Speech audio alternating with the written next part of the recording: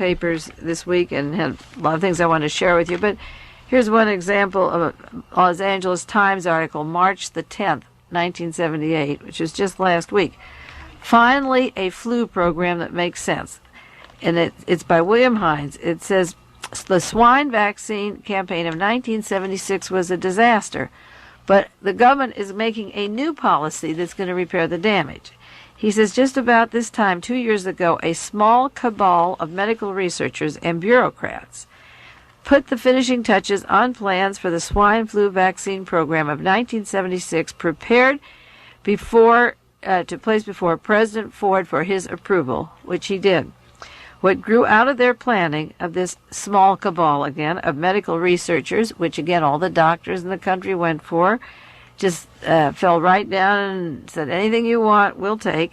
What this article says that what grew out of the planning of these few people was the most reckless, expensive, and disastrous public health experiment in history. 45 million Americans were vaccinated against a disease that did not exist. This is by William Hines, medical affairs writer in Washington. Hundreds of millions of dollars in direct federal and state expenditures, plus even greater sums in damage claims, and hundreds of citizens dead and disabled from the paralytic effects of vaccination. I heard somebody in their usual campaign rhetoric talking about the welfare cheaters this last week on the radio, and yet nobody mentions the hundreds of millions of dollars for a disease that didn't even exist.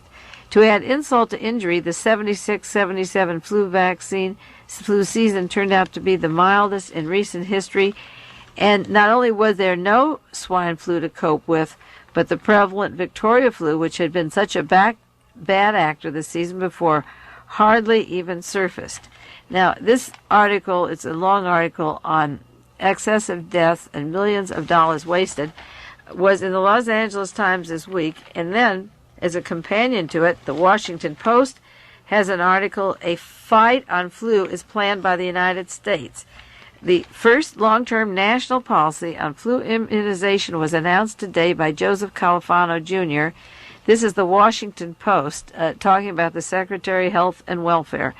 Its goal is to help the states more than double the number of persons who are in the high-risk category, and they're going to give this to old people and subjects that they consider to be getting the swine flu.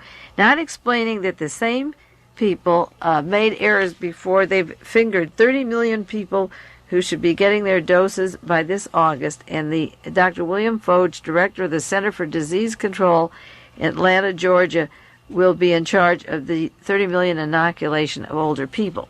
Now, is this genocide or isn't it? Can we be paranoid about this?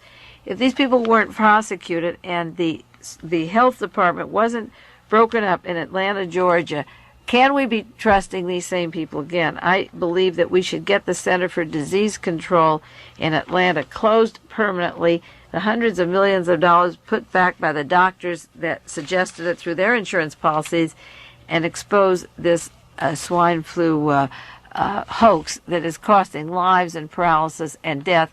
And just the same week that they come out and tell what a terrible disaster it was before, they come out with an announcement they're ready for another shot at. Also in the paper this week was an article about Admiral Hyman Rickover, the Navy's top nuclear expert, who has denied that there's any evidence that civilians who work on nuclear shipyards died of cancer, even though they are more than double the national death rate. There's Dr. Thomas Najarian,